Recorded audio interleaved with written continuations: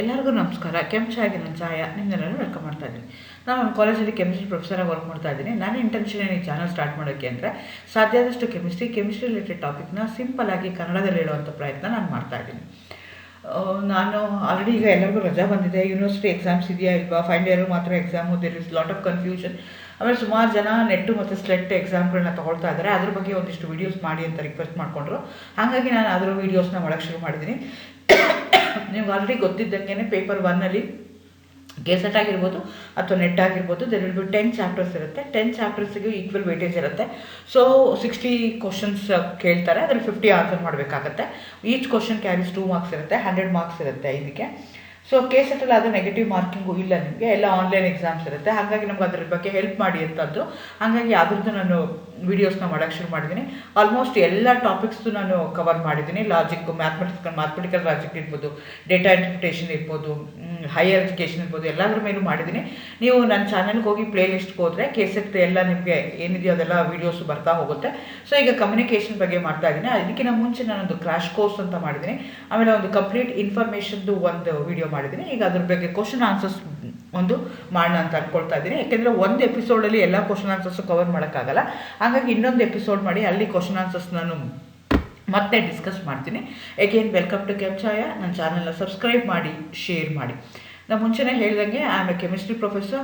ಆದರೆ ಹುಡುಗರು ಕೇಳಿದ್ರಲ್ಲ ಅಂತ ನಾನು ಈ ಥರ ವೀಡಿಯೋಸ್ನ ಮಾಡ್ತಾ ಇದ್ದೀನಿ. I am putting lot of energy, time ನಾನೆಲ್ಲ ಹಾಕ್ತಾ ಇದ್ದೀನಿ. ಸೊ ಅದು ನಿಮಗೆ ಯುಟಿಲೈಸ್ ಆಯಿತು ಅಂತಂದರೆ ನನಗೆ ಖುಷಿ ಆಗುತ್ತೆ. ಹಾಗಾಗಿ ಇದನ್ನು ತುಂಬ ಜನ ನೋಡಲಿ, ನಿಮ್ಮ ಫ್ರೆಂಡ್ಸ್ ಯಾರು ಕೆಸೆಟ್ ತೊಗೊಂಡಿದ್ದಾರೆ, ನೆಟ್ ತೊಗೊಳ್ತಾ ಇದ್ದಾರೆ, ಅವರಿಗೆಲ್ಲ ಶೇರ್ ಮಾಡಿ ಅಂತ ನಾನು ನಿಮ್ಮೆಲ್ಲರಿಗೂ ರಿಕ್ವೆಸ್ಟ್ ಮಾಡ್ಕೊಳ್ತಾ ಇದ್ದೀನಿ. ನಾನು ಒಂದು ವಿಡಿಯೋ ಮಾಡೋದಕ್ಕೆ ನಿಯರ್ಲಿ 4 ರಿಂದ 5 ದಿನ ತೊಗೊಳ್ತೀನಿ. ಸೊ ಒಂದು ದಿನದಲ್ಲಿ ಏನಿಲ್ಲ ಅಂದ್ರೂ 5 ರಿಂದ 6 ಗಂಟೆ ಓದಿರ್ತೀನಿ. ಬೇರೆ ಬೇರೆ ಟೆಕ್ಸ್ಟ್ ಬುಕ್ ಓದಬೇಕು, ಬೇರೆ ವೀಡಿಯೋಸ್ನ ನೋಡಬೇಕು, ಹಳೆ ಕ್ವಶನ್ ಪೇಪರ್ಗಳನ್ನ ನಾನು ಸಾರ್ಟ್ ಔಟ್ ಮಾಡ್ಕೋಬೇಕು, ಯಾವ ಥರ ಕ್ವಶನ್ಸ್ ಕೇಳಿದ್ದಾರೆ ಅಂತ. ಸೊ ಹಾಗಾಗಿ ನಾನು ನಿಯರ್ಲಿ 4 ರಿಂದ 5 ಗಂಟೆ ನಂದು 5 ಗಂಟೆ ಒಂದು ದಿನಕ್ಕೆ ಸ್ಪೆಂಡ್ ಮಾಡಿರ್ತೀನಿ. ಅಂಥದ್ದು 3 ರಿಂದ 4 ದಿವಸ ನಾನು ತೊಗೊಂಡಿರ್ತೀನಿ ಇದನ್ನೆಲ್ಲ ಮಾಡೋದಕ್ಕೆ. ಸೊ ಹಾಗಾಗಿ ನೀವು ಅದನ್ನು ಕಂಪ್ಲೀಟಾಗಿ ಯುಟಿಲೈಸ್ ಮಾಡಿಕೊಂಡ್ರೆ ನನಗೆ ಖುಷಿ ಆಗುತ್ತೆ. Again welcome. ಮುಂಚೆನೇ ಹೇಳ್ದಂಗೆ 10 ಚಾಪ್ಟರ್ಸ್ ಇರುತ್ತೆ. ಎಲ್ಲ ಚಾಪ್ಟರ್ಗೂ ಈಕ್ವಲ್ ವೇಟೇಜ್ ಇರುತ್ತೆ. ಸೊ ಒಂದು ಚಾಪ್ಟ್ರಿಂದ ನಿಮಗೆ 10 ಮಾರ್ಕ್ಸ್ ಬರ್ತಾ ಹೋಗುತ್ತೆ. ಸೊ ಈಗ ಟೈಮ್ ಎನಿವೆ ಈಗ ಏನೋ ಡೇಟ್ ಏನು ಫಿಕ್ಸ್ ಮಾಡಿಲ್ಲ ಅವರು ಯಾವಾಗುತ್ತೆ ಅಂತ. ಎಲ್ಲ ಡೇಟೂ ಎಲ್ಲ ಕ್ವಶನ್ ಮಾರ್ಕಲ್ಲೇ ಇದೆ. ಬಟ್ ನೀವು ಫ್ರೀ ಆಗಿದ್ದೀರಾ ಅಂತಂದರೆ ಮಾಡ್ಕೋಬೇಕು ಅಂದರೆ ಟೈಮ್ ಟೇಬಲ್ ಮಾಡ್ಕೊಳ್ಳಿ. ಸೊ ಒಂದೊಂದು ಸೆಕ್ಷನಿಂದ ನಿಮ್ಗೆ ಏನಾಗ್ತಾ ಹೋಗುತ್ತೆ ಅಂದರೆ 10 ಮಾರ್ಕ್ಸ್ ಕೊಡ್ತಾ ಹೋಗ್ತಾರೆ. ಸೊ ಯಾವುದು ಜಾಸ್ತಿ ಇದೆ, ಯಾವುದು ಕಡಿಮೆ ಇದೆ ಅಂತ ನೀವೇನು ಮಾಡ್ಕೋಬೋದಲ್ಲಿ ನೋಡ್ಕೋಬೋದಾಗತ್ತೆ. ಸೊ ಹಾಗಾಗಿ ನನಗೆ ಈ ಚಾಪ್ಟ್ರು ಈಸಿ ಇದೆ, ನಾನು ಈಸಿಯಾಗಿ ಮಾರ್ಕ್ಸ್ ತೊಗೋಬೋದು, ನಾನು ಓದ್ಕೋಬೋದು ಅನ್ನೋದನ್ನೆಲ್ಲ ಏನು ಮಾಡ್ಕೋಬೋದು, ನೀವು ಪ್ಲ್ಯಾನ್ ಮಾಡಿಕೊಂಡು ಎಕ್ಸಾಮಿನೇಷನ್ ಹಾಲಲ್ಲೂ ನೀವೇನು ಮಾಡ್ಕೋಬೇಕು, ಟೈಮ್ನ ಹೇಗೆ ಉಳಿಸ್ಕೋಬೋದು ಅಂತ ನೀವು ಚೆಕ್ ಮಾಡ್ಕೋಬೇಕು. ಈಗ ಕಮ್ಯುನಿಕೇಷನ್ ಅಂತ ಬಂದರೆ ನೀವು ಯಾವ್ಯಾವ್ದ್ರ ಬಗ್ಗೆ ಕಾನ್ಸಂಟ್ರೇಟ್ ಮಾಡಬೇಕು ಅಂತಂದರೆ ಕಮ್ಯುನಿಕೇಷನ್ ಮೀನಿಂಗ್ ಅಂದರೆ ಅದು ಡೆಫಿನೇಷನ್. ಬೇರೆ ಬೇರೆ ಜನ ಅದನ್ನು ಬೇರೆ ಬೇರೆ ಥರ ಡಿಫೈನ್ ಮಾಡಿದ್ದಾರೆ. ಮಾಸ್ ಮೀಡಿಯಾರ ಬೇರೆ ಬೇರೆ ಥರ ಡಿಫೈನ್ ಮಾಡಿದ್ದಾರೆ. ಎಷ್ಟೊಂದು ಥೀರೀಸ್ ಇದೆ ಕಮ್ಯುನಿಕೇಷನ್ ಬಗ್ಗೆ. ಅದ್ರ ಪ್ರಕಾರ ಅವರು ಮೀನಿಂಗ್ ಆಫ್ ದಿ ಕಮ್ಯುನಿಕೇಷನ್ನ ಡಿಫೈನ್ ಮಾಡ್ತಾ ಹೋಗ್ತಾರೆ. ಅದನ್ನೆಲ್ಲ ತಿಳ್ಕೊಂಡಿರಬೇಕು. ಕ್ಯಾರೆಕ್ಟರಿಸ್ಟಿಕ್ಸ್ ಆಫ್ ಕಮ್ಯುನಿಕೇಷನ್ದು ತಂದೆ ಆದಂಥ ಕ್ಯಾರೆಕ್ಟರಿಸ್ಟಿಕ್ ಇದೆ. 2 ವೇ ಅಂತ ಹೇಳ್ತಾರೆ, ಡೈನಮಿಕ್ ಅಂತ ಹೇಳ್ತಾರೆ, ಕಂಟಿನ್ಯೂಸ್ ಅಂತ ಹೇಳ್ತಾರೆ, ಯೂನಿವರ್ಸಲ್ ಅಂತ ಹೇಳ್ತಾರೆ. ಸೊ ಅದೆಲ್ಲ ಏನು ಅಂತ ನೀವು ತಿಳ್ಕೊಬೇಕಾಗತ್ತೆ. ಆಮೇಲೆ ಪ್ರೋಸೆಸ್ ಆಫ್ ಕಮ್ಯುನಿಕೇಷನ್ ಹೇಗಾಗುತ್ತೆ ಅಂದರೆ ಸೆಂಡರ್ ಇರ್ತಾರೆ, ಅವ್ರು ಎನ್ಕೋಡ್ ಮಾಡಿ ಏನು ಮಾಡ್ತಾರೆ, ಥ್ರೂ ಮೆಸೇಜಸ್, ಥ್ರೂ ಚಾನಲ್ ರಿಸೀವರ್ಗೆ ಕಳಿಸ್ತಾರೆ. ಆ ರಿಸೀವರ್ ಅದನ್ನ ಏನು ಮಾಡ್ತಾರೆ, ಡಿಕೋಡ್ ಮಾಡ್ತಾರೆ, ಅರ್ಥ ಮಾಡಿಕೊಂಡು ಫೀಡ್ಬ್ಯಾಕ್ನ ಕೊಡ್ತಾರೆ ಥ್ರೂ ಚಾನಲ್. ಸೊ ಇದಕ್ಕೆ ಫುಲ್ ಈ ಸೈಕಲ್ಗೆ ನಾವೇನಂತ ಕರಿತೀವಿ, ಪ್ರೋಸೆಸ್ ಆಫ್ ಕಮ್ಯುನಿಕೇಷನ್ ಅಂತ ಹೇಳ್ತೀವಿ. ಆ ಥರ ನೇಚರ್ ಆಫ್ ಕಮ್ಯುನಿಕೇಷನ್ ಅಥವಾ types of communication, verbal, non verbal, interpersonal, mass communication, group discussion ಆಗಿ ಬೇರೆ ಬೇರೆ ಥರ ಬೇರೆ ಬೇರೆ ಮ್ಯಾಟ್ರಿಂದ ಅದನ್ನು ನಾವು ಕ್ಲಾಸಿಫೈ ಮಾಡ್ತಾ ಹೋಗ್ತೀವಿ. ಆಲ್ರೆಡಿ ನಾನು ಹಿಂದಿನ ವೀಡಿಯೋದಲ್ಲಿ ಡೀಟೇಲಾಗಿ ಇದನ್ನೆಲ್ಲ ಹೇಳಿದ್ದೀನಿ, ಕಂಪ್ಲೀಟ್ ಇನ್ಫಾರ್ಮೇಷನ್ ಹೇಳಿದ್ದೀನಿ. ಸೊ ನೀವು ಅದನ್ನು ನೋಡಿಕೊಂಡ್ರೆ ಈಸಿ ಆಗುತ್ತೆ. ನೆಕ್ಸ್ಟು, ಸೊ ನನಗೆ ಎಫೆಕ್ಟಿವ್ ಕಮ್ಯುನಿಕೇಷನ್ ಮಾಡಬೇಕು ಅಂತ ಆಸೆ ಇದೆ. ಅದರದ್ದೇ ಸಮ್ ಬ್ಯಾರಿಯರ್ಸ್. ಆ ಬ್ಯಾರಿಯರ್ಸ್ ಯಾವುದು ಅಂತ ನಿಯರ್ಲಿ 8 to 9 ಬ್ಯಾರಿಯರ್ಸ್ ಇದೆ. ಅದ್ರ ಬಗ್ಗೆ ತಿಳ್ಕೊಬೇಕಾಗತ್ತೆ ನೀವು. ಎಲ್ಲದಕ್ಕಿಂತ ಇಂಪಾರ್ಟೆಂಟು, ಬಿಕಾಸ್ ನಾನು ನೆಟ್ಟು ಸ್ಲೆಟ್ಟು ತೊಗೊಳ್ತಾ ಇದ್ದೀನಿ ಅಂದರೆ ಐ ಆಮ್ ಎ ಟೀಚರ್, ಅಥವಾ ನಾನು ಟೀಚರ್ ಆಗಿ ಕೆಲಸ ಮಾಡ್ತಿರ್ತೀನಿ, ಅಥವಾ ಫ್ಯೂಚರ್ ಟೀಚರ್ ಆಗೋಕ್ಕೆ ನಾನು ಇದನ್ನು ತೊಗೊಳ್ತಾ ಇದ್ದೀನಿ. ಸೊ ಹಾಗಾಗಿ I should know how to handle classroom situation. Classroom communication ಹೇಗಿರಬೇಕು, ಹೇಗೆ ಟ್ಯಾಕಲ್ ಮಾಡಬೇಕು. ಏಕೆಂದ್ರೆ ಬೈ ಎಕ್ಸ್ಪೀರಿಯನ್ಸ್ ಇಲ್ಲ, ಒಂದೇ ದಿವಸಕ್ಕೆ ನೀವು ಹೋಗ್ತಾ ಇದ್ದಂಗೆ ಎಲ್ಲ ತಿಳ್ಕೊಳಕ್ಕಾಗಲ್ಲ. ಇದೇನಿದೆಯಲ್ಲ ಇದು because human beings are involved in the communication. ಹಾಗಾಗಿದ್ದಾಗ ಏನಾಗುತ್ತೆ ಅಂದರೆ ಡೆಫಿನೆಟಾಗಿ ಇದೇ ಥರ ಎವ್ರಿಬಡಿ ಶುಡ್ ಫಾಲೋ ಅಂತ ಹೇಳೋಕ್ಕಾಗಲ್ಲ, ಡಿಸಿಪ್ಲಿನ್ ಅಂತ ಮಾಡೋಕ್ಕಾಗಲ್ಲ. So each and everybody's influence in a classroom are each and everybody's experience in a classroom will differ. ಅದು ಬರ್ತಾ ಬರ್ತಾ ಏನಾಗ್ತಾ ಹೋಗುತ್ತೆ, ನಮಗೆ ಗೊತ್ತಾಗ್ತಾ ಹೋಗುತ್ತೆ. ಬಿಗಿನಿಂಗಲ್ಲಿ ನಮಗೆ ಹ್ಯಾಂಡಲ್ ಮಾಡೋಕ್ಕೆ ಬರ್ತಿರಲ್ಲ, ಎಷ್ಟೊಂದು ಗೊತ್ತಿರಲ್ಲ. ವಿತ್ ಎನ್ ಎಕ್ಸ್ಪೀರಿಯನ್ಸ್ ಏನಾಗ್ತಾ ಹೋಗುತ್ತೆ, we should know how to handle the classroom communication. So ಅದ್ರ ಬಗ್ಗೆ ನೀವು ತಿಳ್ಕೊಂಡಿರಬೇಕು. ಎಲ್ಲದಕ್ಕಿಂತ 7 C's will be there for the effective communication, ಅದ್ರ ಬಗ್ಗೆ ನೀವು ತಿಳ್ಕೊಂಡಿರ್ಬೇಕು. ಸೊ ಈ ಥರದ ಕ್ವಶನ್ಸ್ ನಿಮ್ಗೆ ಏನು ಮಾಡ್ತಾ ಹೋಗ್ತಾರೆ, ಈ ಥರದ ಮೇಲೆ ಕೇಳ್ತಾ ಹೋಗ್ತಾರೆ. So which one of the following set of statement is correct for describing the human communication process ಅಂತ ಹೇಳ್ತಾ ಇದ್ದಾರೆ. ಸೊ ನೀವು ಈ ಥರ ಕೊಟ್ಟಾಗ ನೀವು ಏನು ಮಾಡಬೇಕಾಗತ್ತೆ ಅಂದರೆ ಸ್ವಲ್ಪ ಕೇರ್ಫುಲ್ಲಾಗಿ ನೀವು ಅಬ್ಸರ್ವ್ ಮಾಡಬೇಕಾಗತ್ತೆ. ಹೇಗೆ ನಾನು ಮುಂಚೆ ವಿಡಿಯೋಗಳಲ್ಲಿ ಹೇಳ್ದಂಗೆ ನಿಮಗೆ ಈಗ ರೀಸನಿಂಗು, ಮ್ಯಾಥಮೆಟಿಕಲ್ ರೀಸನಿಂಗು, ಡೇಟಾ ಇಂಟರ್ಪ್ರಿಟೇಷನ್ಗೆ ಜಾಸ್ತಿ ಟೈಮ್ ತೊಗೊಳುತ್ತೆ. ಈ ಥರ ಚಾಪ್ಟರ್ಸ್ಗಾದರೆ ಕಡಿಮೆ ಟೈಮ್ ತೊಗೊಳುತ್ತೆ ಅಂತ ಹೇಳಿದೆ. ಯಾಕೆ ಅಂತಂದರೆ ನಮಗೆ ಪ್ರೀ ಆಕ್ಯುಪೈಡ್ ಮೈಂಡ್, ನಾವು ಓದಿದ್ರೆ, ನನಗೆ ಗೊತ್ತಿದ್ರೆ, ನನಗೆ ನೆನಪಿದ್ರೆ, by my memory I can answer the questions. ಆದರೆ ಆ ಥರ ಕ್ವಶನ್ಸಲ್ಲಿ ಏನಾಗುತ್ತೆ ಅಂದರೆ ಈ ಥರ ಟ್ರಯಲ್ ಕೋಡ್ ಥರ ಎಲ್ಲ ಕೊಟ್ಟರು ಅಂತಂದರೆ ನೀವೆಲ್ಲನೂ ಓದಬೇಕಾಗತ್ತೆ. ಅಲ್ಲಾದರೆ ಏನಾಗುತ್ತೆ, ಈಗ 2ನೇ ದಿನದ ನನಗೆ ಕರೆಕ್ಟಾಗಿ ಆನ್ಸರ್ ಬಂತು ಅಂದರೆ ನಾನು ಮುಂದೆಂದು ಓದೋಕ್ಕೆ ಹೋಗಲ್ಲ. ಆದರೆ ಈ ಥರ ಇದ್ದಾಗ ಏನಾಗುತ್ತೆ, ಅವ್ರು ಕೋಡ್ ಬೇರೆ ಬೇರೆ ಕೊಟ್ಟಾಗ ನಾನು ಎಲ್ಲನೂ ಓದಬೇಕಾಗತ್ತೆ. Non verbal communication can stimulate ideas. ಅವ್ರು ಏನು ಹೇಳ್ತಿದ್ದಾರೆ, which of the following set of statement is correct ಅಂತ ಹೇಳ್ತಾ ಇದ್ದಾರೆ. ಸೊ ಕರೆಕ್ಟ್ ಆಗಿರೋದನ್ನು ನಾನು ಐಡೆಂಟಿಫೈ ಮಾಡಬೇಕಾಗತ್ತೆ. Non verbal communication can stimulate ideas, correct ಇದೆ ಅದು. Communication is a learned ability. Communication is not a universal phenomena. ನಾವು ಮುಂಚೆನೇ ಹೇಳ್ದಂಗೆ ಲರ್ನ್ಡ್ ಎಬಿಲಿಟಿ. ನಾವು ಕಮ್ಯುನಿಕೇಷನ್ ಏನು ಮಾಡ್ತೀವಿ, ಒಬ್ರು ನೋಡಿ ಕಲ್ತ್ಕೊಳ್ತೀವಿ. ಮಕ್ಕಳಿಗೆ ಹುಟ್ಟಿದ ತಕ್ಷಣ ಮಕ್ಕಳಿಗೆ ಮಾತಾಡೋಕ್ಕೆ ಬರ್ತಿರಲ್ಲ. ತಂದೆ ತಾಯಿ ಏನು ಮಾತಾಡ್ತಾರೆ ಅಥವಾ ತನ್ನ ಸುತ್ತಮುತ್ತ ಏನು ಪರಿಸರದಲ್ಲಿ ಅಥವಾ ಎನ್ವೈರ್ಮೆಂಟಲ್ಲಿ ಏನಿದೆಯಲ್ಲ ಅದನ್ನು ನೋಡಿ ಕಲ್ತ್ಕೊಳ್ತಾ ಹೋಗ್ತಾರೆ. It's a learned ability. Communication is not an universal, it's an universal phenomena. ಇಡೀ ಪ್ರಪಂಚದಲ್ಲಿ ಯಾವುದೇ ಮೂಲೆಗೆ ಹೋದ್ರೂ even though the language is different, everybody is talking. So that's also correct. Communication cannot break down. Communication cannot break down ಅಂತ ಹೇಳ್ತಾರೆ. It cannot be break down. Okay. More communication means more effective learning by students. ನಾವು ಜಾಸ್ತಿ ಏನೇನೋ unwanted things ಎಲ್ಲ ಮಾತಾಡಿದ್ರು ಅದು effective ಆಗಲ್ಲ. So value is what is learn through class room communication is not an issue for students. So ಹಾಗಾಗಿ E ಮತ್ತು F ಇದೆಯಲ್ಲ ಅದು ಕರೆಕ್ಟ್ ಆನ್ಸರ್ ಅಲ್ಲ. ABCD correct answer. ಅದು ಆಪ್ಷನ್ ಇದೆಯಾ ಅಂತ ನೋಡಬೇಕು. So third option is the correct option. ABCD ಅಂತ ಹೇಳ್ತಾ ಇದ್ದಾರೆ. So that will answer. Next question. The spatial audio reproduction in classroom can reduce students' cognitive load in understanding, respect for the teacher, motivation for excellence, interest in technology orientation. Spatial audio ಅಂತ ಹೇಳ್ತಾ ಇದ್ದಾರೆ. So ಅದನ್ನು use ಮಾಡೋದ್ರಿಂದ ಏನಾಗುತ್ತೆ ಅಂತ, ಅವ್ರದ್ದು cognitive load in understanding ಏನಿದೆಯಲ್ಲ ಅದೇನಾಗ್ತಾ ಹೋಗುತ್ತೆ, ಅರ್ಥ ಆಗ್ತಾ ಹೋಗುತ್ತೆ. So that will be the answer.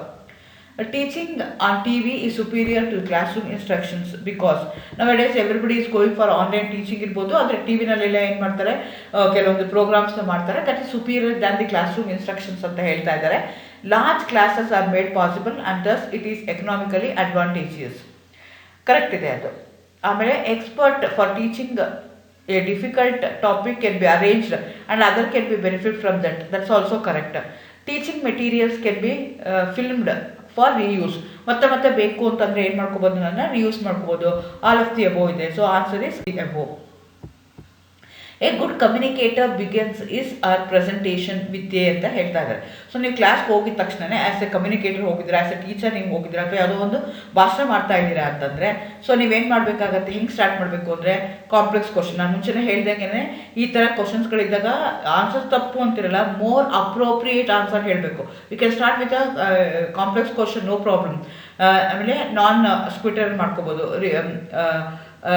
ರೆಪ್ಯುಟೇಟಿವ್ ಫ್ರೇಸಸ್ನ ಯೂಸ್ ಮಾಡ್ಬೋದು, ice breaker. But answer is ice breaker. Because ನಾನು ಹೋಗ್ತಾ ಇದ್ದಂಗೆ ಅದ್ರ ಬಗ್ಗೆ ಏನು ಮಾಡ್ತಾ ಇದ್ದೀನಲ್ಲ ಅದನ್ನು ಒಂಚೂರು ಏನು ಮಾಡಬೇಕಾಗತ್ತೆ, ನಾನು ಐಸ್ ಬ್ರೇಕ್ ಮಾಡಬೇಕಾಗುತ್ತೆ. ಯಾಕೆಂದರೆ ಫಾರ್ ಎಕ್ಸಾಂಪಲ್ ನಾನು ಕ್ಲಾಸ್ ರೂಮ್ಗೆ ಹೋದೆ ಅಂದರೆ ಹಿಂದಿನ ಕ್ಲಾಸಲ್ಲಿ ಏನೋ ಆಗಿರುತ್ತೆ, ಏನೋ ಟೀಚರ್ ಬೈದಿರ್ತಾರೆ, ಅಥವಾ ಏನೋ ಅವ್ರು ತಮಾಷೆ ಮಾಡಿರ್ತಾರೆ, ಏನೋ ಜೋಕ್ ಮಾಡಿರ್ತಾರೆ, ಏನೋ ಸೀರಿಯಸ್ ಆಗಿರ್ತಾರೆ. They will going to have lot of feelings, emotions ಇರುತ್ತೆ. ಸೊ ನಾನು ಆಲ್ ಆಫ್ ಎ ಸಡನ್ ನಾನು ಸ್ಟಾರ್ಟ್ ಮಾಡಿ ಸೀರಿಯಸ್ ಆಗಿ ನಾನು ಮ್ಯಾಥ್ಸೋ ಕೆಮಿಸ್ಟ್ರಿನೋ ಬರೆಯೋಕ್ಕಂತಾರೆ, they may not like it. So ಹಾಗಾಗಿ ಏನು ಮಾಡಬೇಕಾಗುತ್ತೆ, ಅವೆರಡನ್ನೂ ಬ್ರಿಡ್ಜ್ ಮಾಡಬೇಕಾಗುತ್ತೆ. ಸೊ ಒಂದು ಹಳೆಯ ಇಮೋಷನ್ಸ್ ಏನಿದೆ, ಹೊಸ ಇಮೋಷನ್ಸ್ ಏನಿದೆ, ಅವೆರಡನ್ನ ನಾನು ಏನು ಮಾಡಬೇಕಾಗುತ್ತೆ, ಬ್ರಿಡ್ಜ್ ಮಾಡಬೇಕಾಗತ್ತೆ. ಹಾಗಾಗಿ ಹೋಗ್ತಾ ಇದ್ದಂಗೆ ಏನು ಮಾಡಬೇಕಾಗತ್ತೆ, ಐಸ್ ಬ್ರೇಕರ್ ಕೆಲಸ ಥರ ಮಾಡಬೇಕಾಗತ್ತೆ. The interaction between A teacher and A student creates A zone of proximal ಅಂತ ಹೇಳ್ತಾ ಇದ್ದಾರೆ. ಡಿಫ್ರೆನ್ಸ್ ಇರ್ಬೋದು, ಕನ್ಫ್ಯೂಷನ್ ಇರ್ಬೋದು, ಡೆವಲಪ್ಮೆಂಟ್ ಇರ್ಬೋದು, ಡಿಸ್ಟ್ರಾಕ್ಷನ್ ಇರ್ಬೋದು. Answer is development. In a classroom, the probability of message reception can be enhanced by establishing a viewpoint, exposing the ignorance of the student, increasing the information load, using high decibel audio tools ಅಂತ ಹೇಳ್ತಾ ಇದ್ದಾರೆ. Establishing A view point, ನನಗೆ message ಕರೆಕ್ಟಾಗಿ ಅವ್ರಿಗೆ probability of message reception ಅದು ಕರೆಕ್ಟಾಗಿ ಹೋಗಬೇಕು ಅಂದರೆ ನಾನು ವ್ಯೂ ಪಾಯಿಂಟ್ನ ಕ್ರಿಯೇಟ್ ಮಾಡಬೇಕಾಗತ್ತೆ. Using a central point of classroom communication as a beginning of a dynamic pattern of ideas is referred to as systemization, problem orientation, ideal protocol, mind mapping. ಅದಕ್ಕೆ ಏನಂತ ಕರಿತೀವಿ ನಾವು ಮೈಂಡ್ ಮ್ಯಾಪಿಂಗ್ ಅಂತ ಹೇಳ್ತೀವಿ. ಏನದು classroom communication as the beginning of dynamic pattern of ideas, ಅದಕ್ಕೆ mind map ಅಂತ ಹೇಳ್ತಾರೆ. That's a technical word, they are going to use it. In a communication, the reactions of the audience is called as feedback, coding, noise, decoding ಅಂತ ಹೇಳ್ತಾ ಇದ್ದಾರೆ. Answer is feedback. ನಾನು ಹೇಳ್ದಂಗೆ ಕಮ್ಯುನಿಕೇಷನಲ್ಲಿ ಒಂದು cycle ಇದೆ ಅಂತ ಹೇಳಿದೆ. ಅದರಲ್ಲಿ ಏನು ಬರ್ತಾರೆ, ಸೆಂಡರ್ ಇರ್ತಾರೆ, ರಿಸೀವರ್ ಇರ್ತಾರೆ. ಅವೆರಡರ ಮಧ್ಯೆ ಮೆಸೇಜ್ ಇರುತ್ತೆ. ಅದನ್ನು ಎಲ್ಲಿ ಕಳಿಸ್ತಾರೆ, ಥ್ರೂ ಮೀಡಿಯಮ್ ಅಥವಾ ಥ್ರೂ ಚಾನೆಲ್ನ ಕಳಿಸ್ತಾರೆ.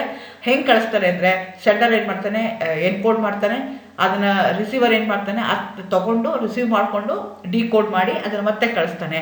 ಸೊ ಹಾಗಾಗಿ feedback is the answer. Gesture are good example of language communication, non verbal communication, mass communication, intrapersonal communication. So ನಿಮಗೆ ಗೊತ್ತಿರಬೇಕಾಗತ್ತೆ ಯಾವ್ಯಾವ ಥರ ಇದೆ ಅಂತ. It's a non verbal communication. Language communication ಅಂದರೆ ಯಾವುದೋ ಒಂದು ಲ್ಯಾಂಗ್ವೇಜ್ ಯೂಸ್ ಮಾಡಿಕೊಂಡು ಕಮ್ಯುನಿಕೇಟ್ ಮಾಡುವಂಥದ್ದು. ಮಾಸ್ ಕಮ್ಯುನಿಕೇಷನ್ ಅಂದರೆ through media, through the large people involve ಆಗ್ತಿದ್ರಲ್ಲ ಕಮ್ಯುನಿಕೇಷನ್ಗೆ, ಅದಕ್ಕೆ ಮಾಸ್ ಕಮ್ಯುನಿಕೇಷನ್. ಇಂಟ್ರಾ ಪರ್ಸನಲ್ ಅಂದರೆ ವಿತಿನ್ ಮೈ ಸೆಲ್ಫ್, ನಾನಷ್ಟಕ್ಕೆ ನಾನೇ ಮಾತಾಡ್ಕೊಳ್ಳೋದಕ್ಕೆ ಇಂಟ್ರಾ ಪರ್ಸನಲ್ ಅಂತ ಹೇಳ್ತಾರೆ. ಗೆಸ್ಚರ್ ಅನ್ನೋವಂಥದ್ದು ಅದು ನಾನ್ ವರ್ಬಲ್ ಕಮ್ಯುನಿಕೇಷನ್ ಆಗುತ್ತೆ. ದ ಇನ್ಫೋಟೈನ್ಮೆಂಟ್ ಇಂಡಿಕೇಟ್ಸ್ ಅಂತ ಹೇಳ್ತಾ ಇದ್ದಾರೆ predominant entertainment, information oriented content, combining information and entertainment content, public issues and problem. So ನಿಮಗೆ ಗೊತ್ತಿದೆ ಅದರಲ್ಲಿ ಇನ್ಫೋಟೈನ್ಮೆಂಟ್ ಅಂತಂದರೆ ಎರಡೂ ಇದೆ, ಇನ್ಫಾರ್ಮೇಷನು ಇದೆ, ಎಂಟರ್ಟೈನ್ಮೆಂಟು ಇದೆ. ಹಾಗಾಗಿ ಕಂಬೈನಿಂಗ್ ಇನ್ಫಾರ್ಮೇಷನ್ ಎಂಟರ್ಟೈನ್ಮೆಂಟ್ ಕಂಟೆಂಟ್. ಮುಂಚೆ ಹಳೆ ಕಾಲದಲ್ಲೆಲ್ಲ ಟೀಚರ್ಸ್ ಅಂದರೆ ಹೆಂಗೆ ಹೇಳ್ತಿದ್ರು ಅಂದರೆ ಓನ್ಲಿ ಸೀರಿಯಸ್ನೆಸ್ ಮಾತ್ರ ಇರಬೇಕು ಅಂತ ಹೇಳ್ತಾ ಇದ್ದಾರೆ. ಎಂಟರ್ಟೈನ್ಮೆಂಟ್ಗೆ ಅಲ್ಲಿ ದಾರಿ ಇಲ್ಲ, ನೀವು ಓದ್ಬೇಕಾದ್ರೆ ಸೀರಿಯಸ್ ಆಗಿ ಬರೀ ಓದಬೇಕು ಅಂತ ಹೇಳ್ತಾ ಇದ್ದಾರೆ. ಆದರೆ ಈಗ ಓದೋದನ್ನೇ ಏನು ಮಾಡ್ತಾರೆ, ಇನ್ಫಾರ್ಮೇಷನ್ ಏನು ಮಾಡ್ತಾರೆ, as A entertainment we can convert. ಈಗ ಈಗಿರೋ ಟ್ರೆಂಡ್ ಪ್ರಕಾರ. ಹಾಗಾಗಿ ಎಜುಕೇಷನ್ ನಾವೇನಂತ ಕರಿಬೇಕು ಅಂದರೆ ಇನ್ಫೋಟೈನ್ಮೆಂಟ್ ಅಂತ ಕರಿಬೇಕು.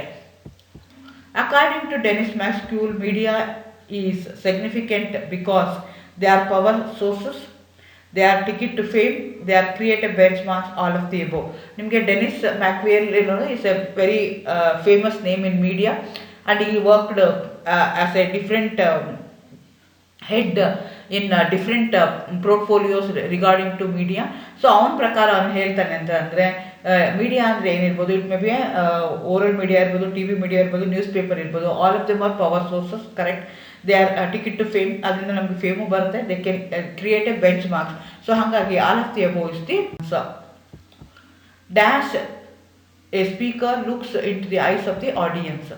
ಸೊ ಈಗ ಯಾರು ಕಣ್ಣಲ್ಲಿ ಕಣ್ಣಿಟ್ಟು ಪಾಠ ಮಾಡ್ತಾನಲ್ಲ ಅಂಥ ಆಡಿಯನ್ಸ್ಗೆ, ಅಂಥ speaker confident, impatient, rude, impolite. So they are confident speaker.